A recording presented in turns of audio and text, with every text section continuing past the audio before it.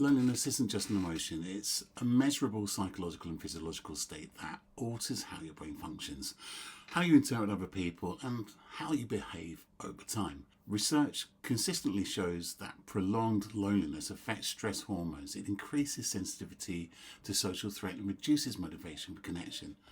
In other words, the longer you remain in it, the more it begins to sustain itself. And that's the part most people don't understand, that loneliness isn't static, it evolves. In the early stages, it feels uncomfortable, noticeable, something you want to change, but over time, it becomes chronic. Quieter, less visible, more embedded. And when that happens, you're no longer just experiencing loneliness. You're operating within a system that has adapted to it. So the real question isn't just, why do I feel lonely? But why does loneliness become so difficult to break once it's been there too long? Because if you don't understand that, you may underestimate the extent to which it is shaping your behaviour and limiting your life. Let's look at what is actually happening under the surface. Well, the first process is neurological adaptation. Your brain is designed to adjust to repeated states. This includes emotional states. If you experience isolation over a prolonged period, your brain begins to recalibrate what is normal. Social connection becomes less expected, and reward associated with interaction decreases. Threat detection increases. The second process is perceptual. Loneliness changes how you interpret social information. You become more attuned to potential rejection. Neutral behaviours are more likely to be interpreted negatively. Ambiguity is more likely to be resolved as exclusion. A delayed response becomes disinterest. A lack of warmth becomes dislike. It's not a conscious choice, it is bias in perception. And over time, this bias reinforces itself because if you expect rejection, you will often find evidence for it, even when it's not objectively present. The third process is behavioural. When something feels less rewarding and more threatening, you engage with it less, so you begin to withdraw, not dramatically, but incrementally.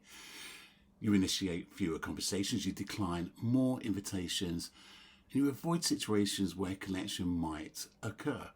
And importantly, this often feels rational. You tell yourself, I don't feel like it. It probably won't go anywhere. It's not worth the effort. But each of these decisions reduces exposure to connection, which reinforces the underlying state.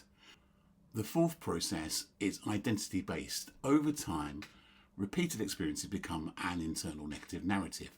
I struggle to connect. I'm not very social. I don't really belong.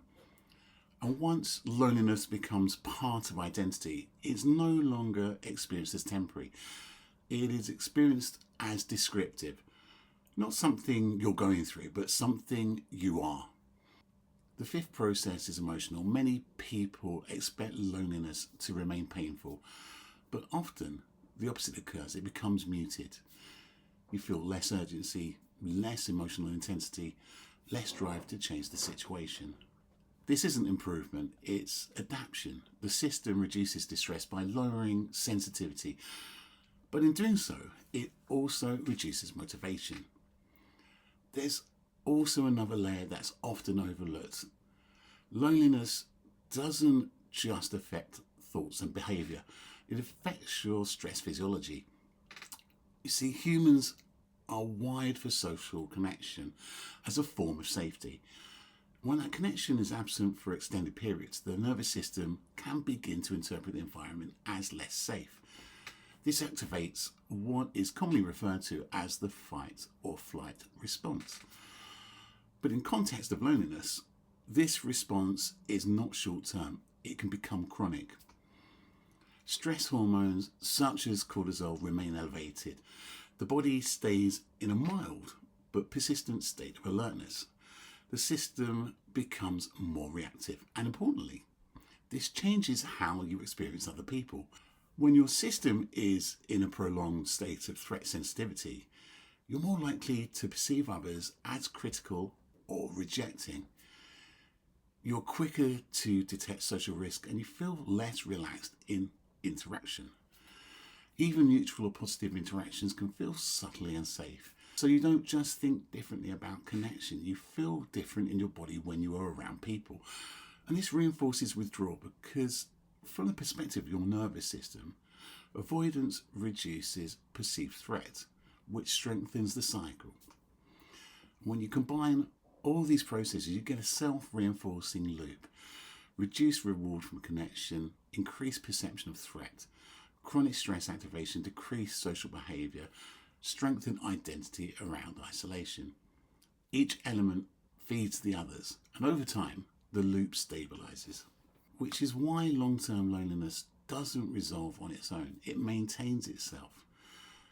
Now, it is important to be precise about the cost of leaving this unchanged.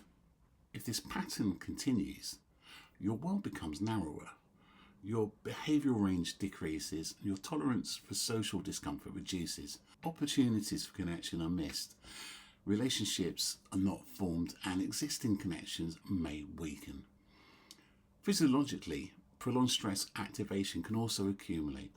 Sleep may become less restorative.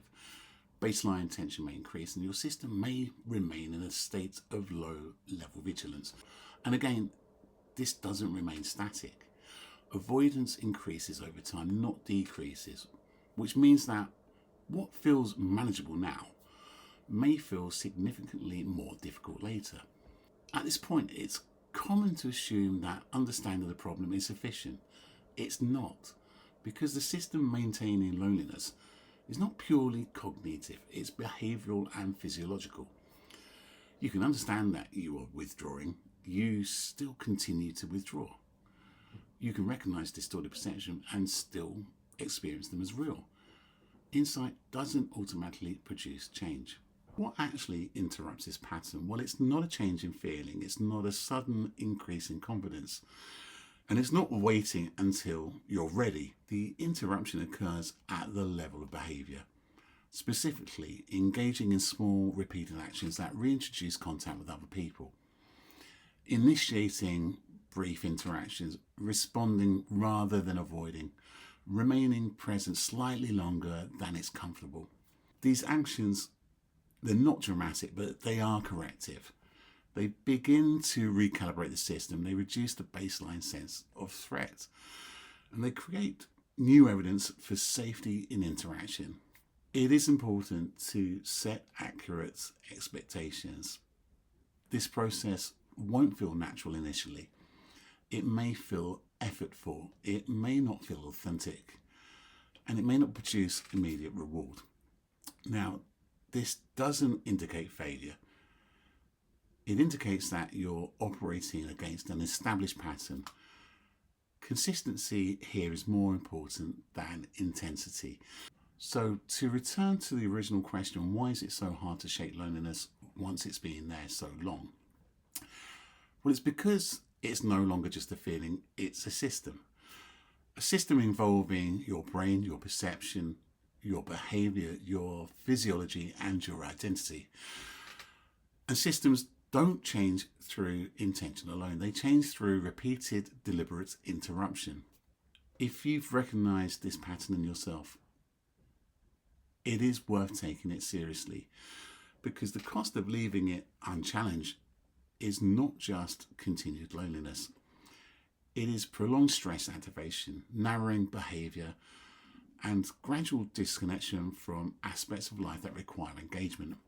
And the longer this system runs, the more convincing it becomes, which is more the point to intervene. If you've recognised this pattern in yourself, then it is worth taking this seriously.